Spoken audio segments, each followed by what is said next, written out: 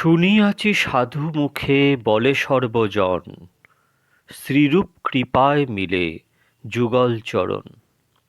হাহা প্রভু, সনাতন গৌর পরিবার, সবে মিলি বাঞ্ছা পূর্ণ করহ আমার। শ্রীরূপের কৃপা যেন আমা প্রতি হয়, সে পদ আশ্রয়ে যাঁর সেই মহাশয়। প্রভু লোকনাথ কবে সঙ্গে লইয়া যাবে, শ্রীরূপের পাদপদ্মে মোরে সমর্পিবে। হেন কি হইবে মোর নর্মসখীগণে, অনুগত নরোত্তমে করিবে শাসনে। এ নব দাসী বলি শ্রীরূপ চাহিবে, হেন শুভক্ষণ মোর কত দিনে হবে। শীঘ্র আজ্ঞা করিবেন দাসী হেতা আয়, সেবার সুসজ্জা কার্য করহ তরায়। আনন্দিত হইয়া হিয়া তাঁর আজ্ঞা বলে, পবিত্র মনেতে কার্য করিব তৎকালে। সেবার সামগ্রী রত্ন থালেতে করিয়া, সুবাসিত বাড়ি স্বর্ণ ঝাড়িতে পুরিয়া, দোহার সম্মুখে লয়ে দিব শীঘ্র গতি, নরোত্তমের দশাহ কবে হইবে এমতি। ভক্তগণ, আস্বাদন করছিলাম আমাদের সবার পরম পূজ্য বড় বাবাজি মহারাজ শ্রী শ্রী 108 রাধারমন চরণ দাসদেব, আমাদের সকলের বড়ে বাবা বড় বাবাজি মহাশয় দাদা মশায়ের দিব্য জীবনী গ্রন্থ চরিত সুধা। এর আগের দিন আস্বাদন করেছিলাম রায় বাহাদুরের মন্ত্রগ্রহণ। আজ আস্বাদন করব কাব্যতীর্থের মন্ত্রপ্রাপ্তি। খুব সাবধানে বড় বাবাজি মহাশয়ের জীবনী আস্বাদন করবেন। বড় বাবাজি মহাশয় আমাদের বড়ে বাবা শ্রী শ্রী 108 রাধারমন চরণ দাসদেব, উনি ওনার সারা জীবনেতে তার লীলার মাধ্যমে 4 নিষ্ঠাকে প্রতিষ্ঠিত করে গেছেন: বৈষ্ণব নিষ্ঠা, ধাম নিষ্ঠা, নাম নিষ্ঠা, প্রসাদ নিষ্ঠা। 4 নিষ্ঠাকে উনি প্রতিষ্ঠিত করে গেছেন এবং তার আচরণের দ্বারা সেটাকে সিদ্ধ করে গেছেন। তাই এই সব দিব্যাতি দিব্য মহাপুরুষ কখনো কখনো এই ধরিত্রীতে আমাদের আসেন এবং ধরিত্রীকে পাবন করেন। স্বয়ং নিত্যানন্দ গৌরাঙ্গের বিলাসের ঘর ছিল আমাদের বড় বাবাজি মহারাজ। নামের প্রকট স্বরূপ ছিলেন বড় বাবাজি মহারাজ। তাই বড় বাবাজি মহারাজের জীবনী আস্বাদন করা আমাদের অত্যন্ত কর্তব্য, যদি আমরা প্রকৃতভাবে সাধন পন্থায় এগোতে চাই। শুনুন, আস্বাদন করি, চলুন আস্বাদন করি। কাব্যতীর্থের মন্ত্রপ্রাপ্তি। এইরূপ পরমানন্দে দিনের পর দিন অতিবাহিত হতে লাগল। একদিন অপরাহ্ন আন্দাজ 4টের সময় বাবাজি মহাশয় ভক্তগণ পরিবেষ্টিত হয়ে বসে আছেন। নানারূপ তত্ত্বকথার আলোচনা হচ্ছে। এই সময় অনুমান 30 বৎসর বয়স্ক একটি গৌরবর্ণ ব্রাহ্মণ যুবক এসে উপস্থিত হলেন। যুবকটির সুদীর্ঘ নয়ন, উন্নত নাসিকা, প্রফুল্ল মুখকমল দর্শনে সকলেই মুগ্ধ হয়ে গেলেন। তার নাম দীনবন্ধু কাব্যতীর্থ বেদান্ত রত্ন। জাতিতে বৈদিক শ্রেণী ব্রাহ্মণ। ইনি একজন ধর্মপ্রচারক। ইতিপূর্বে একবার শ্রীধাম পুরী গিয়েছিলেন, তাই বাবাজি মহাশয়ের সঙ্গে পরিচিত। সুতরাং দর্শন মাত্রেই বাবাজি মহাশয় শশব্যস্তে গাত্রোত্থান পূর্বক বিশেষ সম্মান সহকারে নিজ পার্শ্বে বসিয়ে নানারূপ কুশল প্রশ্ন জিজ্ঞাসা করতে লাগলেন। তিনিও হাসি মুখে উত্তর দিতে লাগলেন। কিছুক্ষণ আলাপের পর বাবাজি মহাশয় জিজ্ঞাসা করলেন, সম্প্রতি কি কোনো কার্য উপলক্ষে আসা হয়েছে না বেড়াতে? কাব্যতীর্থ বললেন, আজ্ঞে কার্য উপলক্ষেও নয়, বেড়াতেও নয়। বড় বাবাজি মশায় বললেন, সে কিরূপ? জীব মাত্রই যে কোনো কার্য করে তার কোনো না কোনো উদ্দেশ্য অবশ্যই থাকে। বিশেষত আপনারা পণ্ডিত, আপনাদের তো কথাই নেই। কাব্যতীর্থ বললেন, আজ্ঞে যথার্থ কথা। আজ আমার এ স্থানে আসবার কারণ কিছুই অনুভব করতে পারছি না। কারণ আমি এক স্থানে যাচ্ছিলাম, সেই স্থানে বক্তৃতার আহ্বান আছে, কিন্তু কে যেন অলক্ষিতভাবে বলপূর্বক আমাকে এই স্থানে আকর্ষণ করল। জানি না মঙ্গলময়ের কি অভিপ্রায়। বড় বাবাজি মশাই বললেন, বোধহয় প্রভু আমাদের সংশোধনের জন্যই আপনাকে এ স্থানে আনিয়েছেন। কাব্যতীর্থ মশাই বললেন, সংশোধনের জন্য আনিয়েছেন এ কথা ঠিকই, তবে কার সংশোধন তিনিই জানেন। বড় বাবাজি মশাই বললেন, সে কি কথা? আপনারা বিশুদ্ধ বস্তু, আপনাদের কৃপা কটাক্ষ হলে আমাদের ন্যায় শত শত জীব উদ্ধার হতে পারে।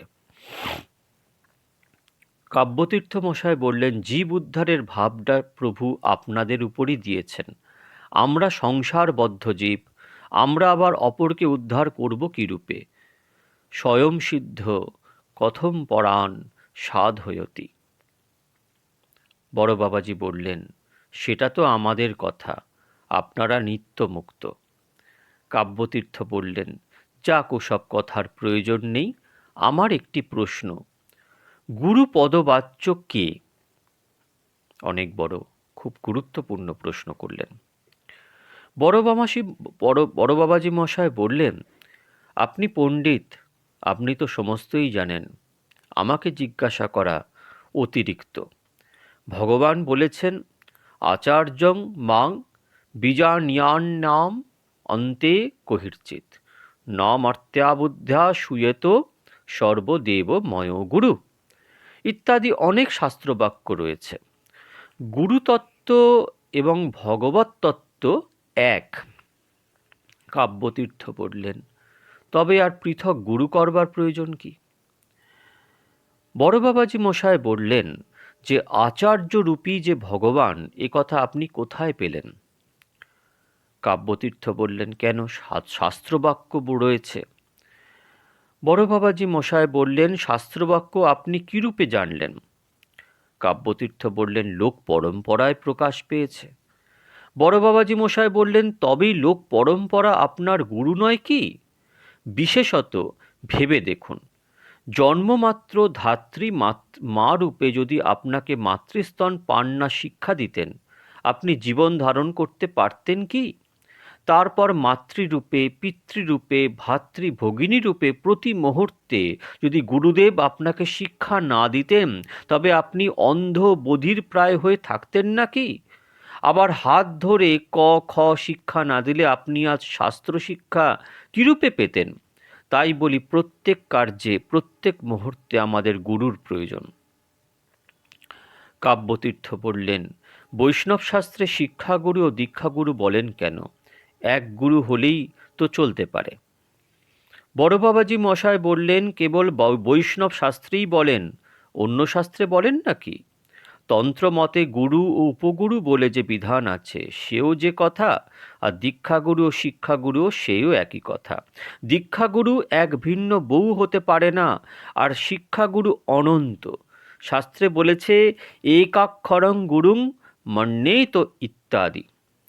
কাব্যতীর্থ বললেন, আচ্ছা, যার নিকট শাস্ত্রাদি অধ্যয়ন করা হলো, তাকে যখন গুরু বলে মানলাম, তখন আবার মন্ত্র নিবারও দরকার কি? বড় বাবাজি মশাই বললেন, অনন্ত শাস্ত্রং বহু বেদিতব্যাং বেদা বিভিন্না শ্রুতয়ো বিভিন্না নাশা বৃষির্যস্য মতং ন ভিন্নং ধর্মস্য তত্ত্বং নিহিতং গুহায়ং মহাজন জেন গত সপন্থা। কাব্যতীর্থ বললেন, বেশ কথা। পূর্ব মহাজনগণ যে পথে চললেন, সে পথেই তো আমাদের চললে হলো, আবার নির্দিষ্ট গুরু করবার প্রয়োজন কি? বড় বাবাজি বললেন, দক্ষ পরাশর ব্যাস নারদ বশিষ্ঠ যাজ্ঞবল্ক্য মনু প্রভৃতি সকলেই মহাজন, সকলেরই তো মত পৃথক পৃথক। আপনি কার মতে চলবেন? কাজেই নির্দিষ্ট একজনকে আশ্রয় করা চাই।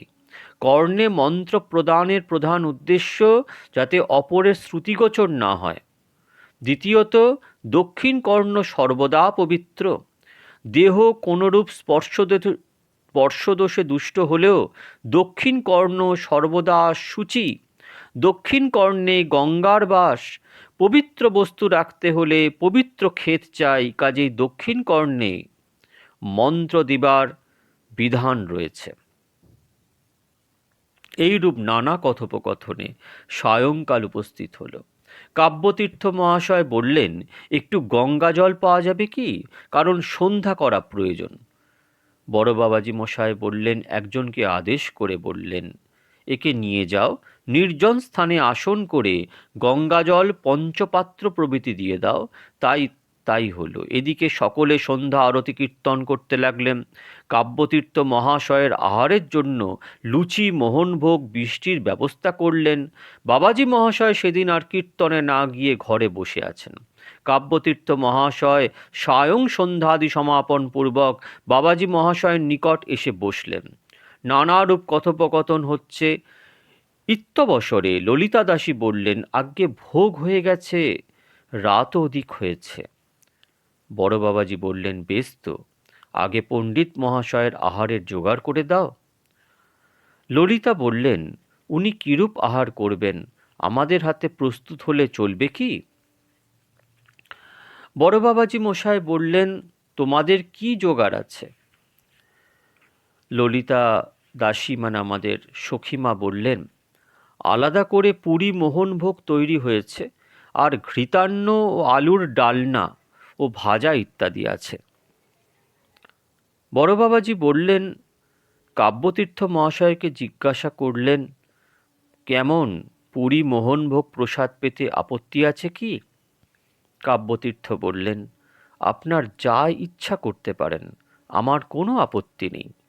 শুনে ললিতা দাসী এক পার্শ্বে কাব্যতীর্থ মহাশয়ের আসন, এক পার্শ্বে বাবাজি মহাশয়ের আসন করে যথা নির্দিষ্টভাবে প্রসাদ আনলে বাবাজি মহাশয় বললেন, পণ্ডিত মহাশয় বসুন। কাব্যতীর্থ মহাশয় আজ্ঞে হ্যাঁ, এই আসছি বলে যে ঘরে এতক্ষণ সংকীর্তন হচ্ছিল সেই ঘরে গেলেন।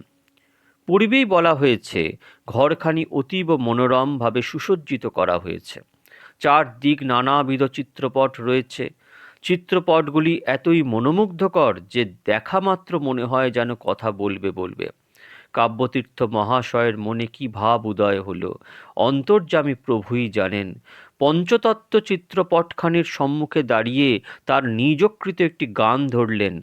গানটি এই, ওহে দীন দয়াময় বিপদ বারণ দিন দুঃখহারি, এই অকুল সাগরে আমার নাই অন্য কাণ্ডারি। বড় ভয় অন্তরে পড়েছে ফাপড়ে, তুমি দয়া করে দাও আমারে অভয় পদতরি। তনু পাপে ভারী তাই ভয়ে মরি, দেখে অকাল বাতাস হচ্ছে হুতাশ, ভুবি ডুবে মরি।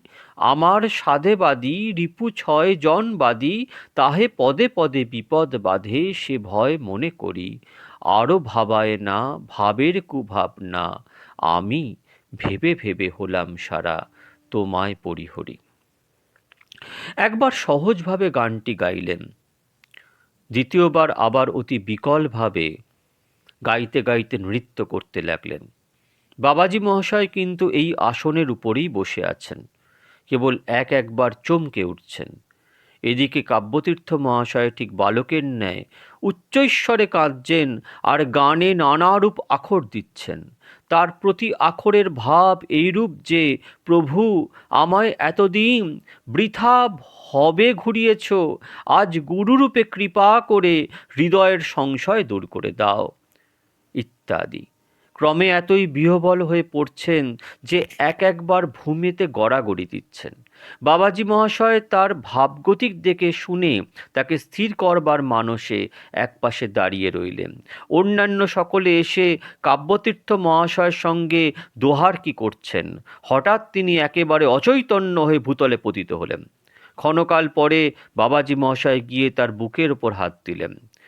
যেমন তার স্পর্শ পেলেন, অমনি হুংকার করে বাবাজি মহাশয়ের চরণ দুটি ধরে কাঁদতে লাগলেন।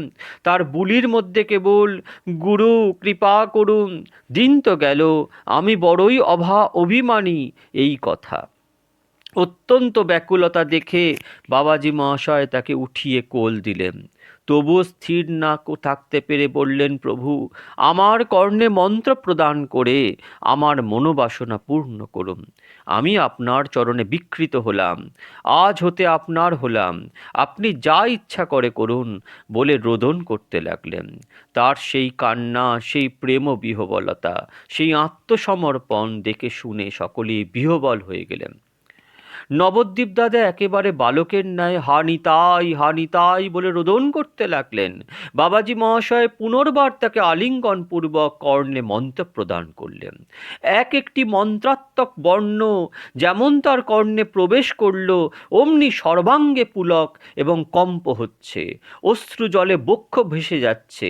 মন্ত্র প্রদান করে যেমন ছেড়ে দিলেন, অমনি তিনি একেবারে অচৈতন্যয় ভূতলে পতিত হলেন। স্থির নেত্র, নিশ্চল নিষ্পন্দ শরীর, ঠিক যেন দারুমূর্তির ন্যায় ভূমিতে পতিত। এদিকে বাবাজি মহাশয় ভাবাবিষ্ট, কাজেই সকলে ধরাধরি করে তাকে বারান্দায় নিয়ে গেলেন। কাব্যতীর্থ মহাশয়ের নিকট ভিতরে 5-7 জন নাম করছেন, অপর সকলে বাবাজি মহাশয়ের নিকট বসে নাম করছেন। বাবাজি মহাশয়ের শরীরে যখন কম্প হচ্ছে, তখন কার সাধ্য তাকে ধরে রাখে? দাঁতগুলি একেবারে কাঁপছে, এরকমভাবে কাঁপছে যে সঙ্গীগণ মনে করছেন যে এই মুহূর্তে সমস্ত দাঁত মনে হয় খসে পড়বে। অঙ্গে যখন পুলক হচ্ছে, তখন মনে হয় যেন শিমুল বৃক্ষ বসে আছে। মুদ্রিত নেত্রে, গদগদ কণ্ঠে, বিকশিত স্বরে গোপী গোপী এই শব্দ প্রায় 5-7 মিনিট বসে আমি গোপী, আমি গোপী এরূপ বলতে লাগলেন। কিছুতেই কম্প নিবারণ হয় না বা স্থিরতা লাভ হচ্ছে না। সকলেই বড় চিন্তিত হয়ে গেলেন। রাত অধিক হতে চলল দেখে ললিতা দাসী কাঁদতে কাঁদতে নবদ্বীপ দাদাকে বললেন, দাদা, এইবার বাবাজি মহাশয়কে আপনি স্থির করুন, আর কিছুক্ষণ এইরূপভাবে থাকলে দাঁতগুলি পড়ে যাবে। তখন সকলের ব্যাকুলতা দেখে নবদ্বীপ দাদা নয়ন মুদ্রিত করে ক্ষণকাল কি চিন্তা করলেন।